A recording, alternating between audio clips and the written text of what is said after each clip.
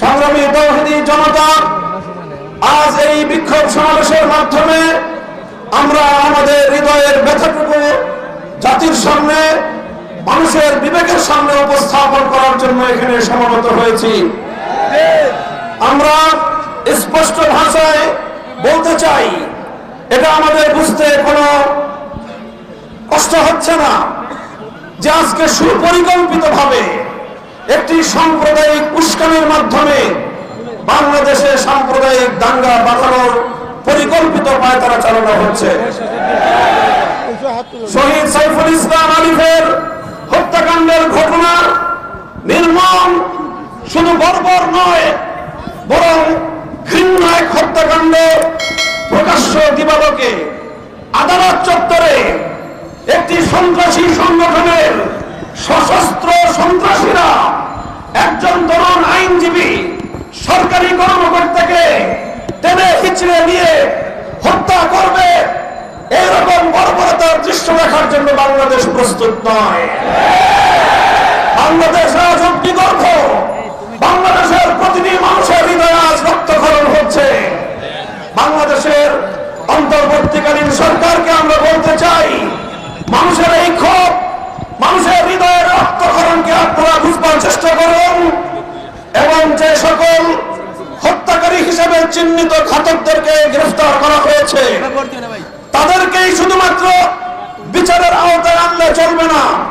আমাদের স্পষ্ট দাবি হলো, এই ঘটনার নেপথ্যে যারা রয়েছে সেই নেপথ্য খুনিদেরকে বের করে মুখোশ উন্মোচন করতে হবে, তাদেরকে বিচারের আওতায় আনতে হবে।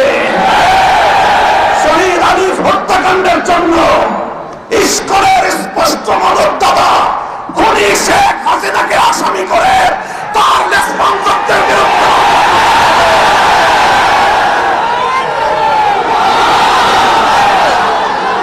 আমরা স্পষ্ট ভাষায় বলতে চাই, বিগত 15 বছর আমরা দেখেছি বাংলাদেশের অভ্যন্তরীণ প্রতিটি বিষয়ে কিভাবে শুধু অসৌজন্যমূলক নয় বরং কূটনৈতিক শিষ্টাচার বর্জিত বাংলাদেশের অভ্যন্তরীণ ইস্যুতে চরম নগ্ন হস্তক্ষেপ করে বাংলাদেশের জনগণকে আহত ক্ষতবিক্ষত করে তুলেছে ভারত। আমরা ভারত রাষ্ট্রের বাংলাদেশ নীতির তীব্র সমালোচনা করছি। ভারতকে আমরা স্পষ্ট বার্তা দিতে চাই, বাংলাদেশ নীতি পরিবর্তন করো, তোমরা বাংলাদেশ নীতি পরিবর্তন করো, অন্যথায় বাংলার 20 কোটি মানুষ তোমাদের বিরুদ্ধে রাজপথে নামবে। বাংলাদেশ থেকে ভারতের কূটনৈতিক সম্পর্ক ছিন্ন করার জন্য দেশের মানুষ বাধ্য হবে। আমরা স্পষ্ট ভাষায় বলতে চাই, আইন শৃঙ্খলা রক্ষাকারী বাহিনীকে আমরা বলতে চাই, চিন্ময় কৃষ্ণ দাস তার তৎপরতার দ্বারা কথা দিবালোকের পরিষ্কার, সে ভিনদেশী গুপ্তচর হিসেবে ভূমিকা পালন করছিল। বারবার সে তার সেই প্রভুর দেশে গিয়ে সেখান থেকে নির্দেশনা নিয়ে এসে বাংলাদেশের অভ্যন্তরে নৈরাজ্য সৃষ্টি করবার পায়তারা চালিয়েছে। দিনের পর দিন, মাসের পর মাস প্রশ্রয়ে আশ্রয় থেকে ভারত এবং আওয়ামী লীগের যৌথ প্রযোজনায় ইসকন তৈরি করা হয়েছে।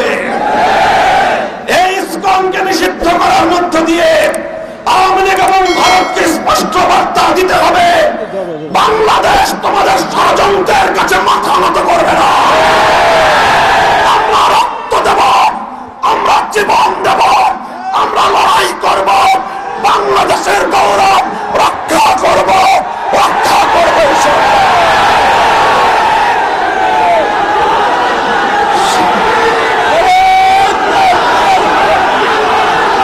সংগ্রামী সাথী বন্ধুগণ, হেফাজতে ইসলামের কেন্দ্রীয় নেতৃবৃন্দ সহ হেফাজতের প্রতিনিধি দল শহীদ সাইফুল ইসলাম আলিফের কবর জিয়ারত করেছে। দর্শক সংযুক্ত পরিবার পরিজনের পাশে দাঁড়িয়ে তাদের কাছে আমরা কথা দিয়ে এসেছি, আলিফ হত্যাকাণ্ডের বিচার বাংলাদেশে হবে। শহীদ আলিফ যে জন্য জীবন দিয়েছে, ভারতীয় আধিপত্যবাদকে বাংলাদেশ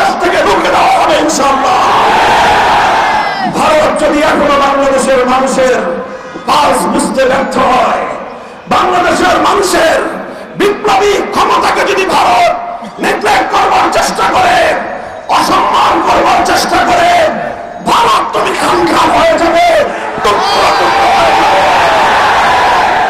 পার্শ্ববর্তী কোন একটি দেশের সঙ্গে তুমি সুসম্পর্ক রক্ষা করতে পারোনি। প্রতিটি রাষ্ট্রের অভ্যন্তরীণ বিষয়ে হস্তক্ষেপ করে তুমি সার্ক অঞ্চল থেকে তুমি একঘরে হয়ে গিয়েছ। তোমার পাশে কোন দেশ নাই। চারপাশ থেকে আমরা ক্ষুদ্র শক্তিগুলো যদি তোমার হাত পা নাক চেপে ধরি, তুমি দম নিতে পারবে না, বিশ্বাস করতে পারবে না। বাংলাদেশের বুকের উপর দিয়ে তোমার সেবাদাসীকে বসিয়ে তুমি একতরফা ভাবে একটার পর একটা চুক্তি করে বাংলাদেশ বিরোধী সকল স্বার্থকে ধ্বংস করে একতরফা ভারত সকল স্বার্থ নিয়ে গিয়েছে।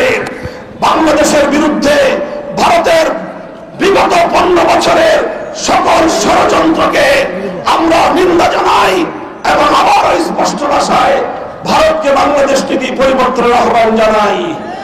আমি বলতে চাই, পলাতক শেখ হাসিনা, ফ্যাসিবাদী শেখ হাসিনা, খুনি শেখ হাসিনা অসংখ্য অগণিত খুন এবং হত্যাকাণ্ডের আসামি। বাংলাদেশের বন্ধু রাষ্ট্রের দাবি করে তুমি বাংলাদেশের এই খুনি আসামিকে মাসের পর মাস তুমি প্রশ্রয় দিচ্ছ। আবার এখন তোমার ঘরে বসে সে বাংলাদেশের ইসকনের পক্ষে সাফাই গায়। বাংলাদেশের মানুষকে এতটা দুর্বল ভাবলে ভুল করবে ভারত। অতীতে আমাদের অনেক ঐতিহ্য রয়েছে, ইতিহাস রয়েছে। আমরা ছোট হতে পারি, আমরা ভীরু কাপুরুষের দল নই। যদি আমাদের উপর যুদ্ধ চাপিয়ে দাও, যদি আমাদেরকে এভাবেই তুমি একতরফা হত্যা করবার চেষ্টা করো, যদি আমার জনপদকে আমার ভাইয়ের রক্ত দিয়ে যদি তুমি রঞ্জিত করো, তাহলে আমরা তোমার বিরুদ্ধে প্রতিরোধ করে তুলব। আমরা সংগ্রামী সাথী ও বন্ধুগণ, হেফাজতে ইসলাম বাংলাদেশ দেশের সকল ধর্মপ্রাণ মুসলমানদের প্রতি উদাত্ত আহ্বান জানাচ্ছে। শহীদ সাইফুল ইসলাম আরিফের হত্যাকাণ্ড আমাদেরকে স্পষ্ট বার্তা দিচ্ছে। এই হত্যাকাণ্ডের মাধ্যমে বাংলাদেশে নৈরাজ্য সৃষ্টি করে রক্তের হোলি খেলা খানানো, এটাই হলো বাংলাদেশ বিরোধী শক্তির অভিন্ন টার্গেট। কাজেই তাদের এই ষড়যন্ত্রের পাতা ফাঁদে আমরা পা দেব না। আমরা কোনোভাবেই সহিংস কোনো কর্মসূচি পালন করব না। শান্তিপূর্ণ ভাবে টেকনাফ থেকে তেঁতুলিয়ায় আমরা তীব্র প্রতিবাদ এবং প্রতিরোধ আন্দোলন গড়ে তুলব। শান্তি হবে আমাদের হাতিয়ার, ধৈর্য হবে আমাদের সৌন্দর্য। শেষ মুহূর্ত পর্যন্ত আমরা ধৈর্য ধারণ করব। আমরা রাষ্ট্রকে বলবো, সরকারকে বলবো, চিন্ময় কৃষ্ণ দাসকে ভালোভাবে রিমান্ডে নিয়ে জিজ্ঞাসাবাদ করে বাংলাদেশ বিরোধী ষড়যন্ত্রের তথ্যগুলো তার কাছ থেকে আপনারা উদ্ধার করুন। শেখ হাসিনা তাকে কত টাকা দিয়ে তার সন্ত্রাসী বাহিনীকে দেশের বিরুদ্ধে নিয়ে দিয়েছে সে তথ্য উদ্ঘাটন করুন। ভারত তাকে বাংলাদেশের অখণ্ডতা ধ্বংস করবার জন্য কিভাবে উস্কানি দিয়েছে, কি তাকে মন্ত্র দিয়ে বাংলাদেশে বারবার পাঠাচ্ছে, সেই তথ্যগুলো উদ্ঘাটন করে জাতির সামনে আপনারা বাংলাদেশ বিরোধী সকল অপশক্তির মুখোশ উন্মোচন করে দিন। সংগ্রামী সাথী ও বন্ধুগণ, সর্বশেষ আমাদের দাবি হলো শহীদ সাইফুল ইসলাম আরিফ হত্যাকাণ্ডের জন্য প্রত্যক্ষ এবং পরোক্ষভাবে যারা যারা জড়িত অনতিবিলম্বে তাদেরকে আইনের আওতায় এনে দৃষ্টান্তমূলক শাস্তির ব্যবস্থা করতে হবে। সেই সঙ্গে সন্ত্রাসবাদী জঙ্গিবাদী সশস্ত্র সংগঠন হিসেবে সৌদি আরব, চায়না, মালয়েশিয়া সহ পৃথিবীর বহু রাষ্ট্রের মতো বাংলাদেশেও ইসলামকে নিষিদ্ধ করতে হবে।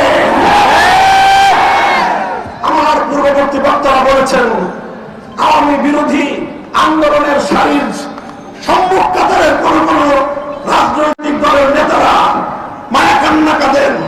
ইনশাআল্লাহ বাংলাদেশ সেই আধিপত্যবাদের যুগকে পেছনে ফেলে এসেছে। এখন বাংলাদেশ নিজের পায়ে দাঁড়াবে, মাথা উঁচু করে সামনে চলবে, সকল ষড়যন্ত্রকে মোকাবেলা করবে। হবে ইনশাআল্লাহ। ইসকনকে স্পষ্ট ভাষায় দাবি আমাদের নিষিদ্ধ করতে হবে। যদি এই দাবি আদায়ে সরকার অথবা বিচার বিভাগ যদি গড়িমসি করে, হেফাজতে ইসলাম বৃহত্তর কর্মসূচি দিতে বাধ্য হবে। আমাদেরকে সে পথে যেতে আপনারা বাধ্য করবেন না, সেই আশাবাদ ব্যক্ত করে বক্তব্য শেষ করছি। আগামী দিনের সংগ্রাম এবং যে কোনো উত্তাল সময়ে পাশে থাকবার দত্ত আহ্বান জানিয়ে আলহামদুলিল্লাহ রাব্বিল আলামিন। আসসালামু আলাইকুম ওয়া রাহমাতুল্লাহ।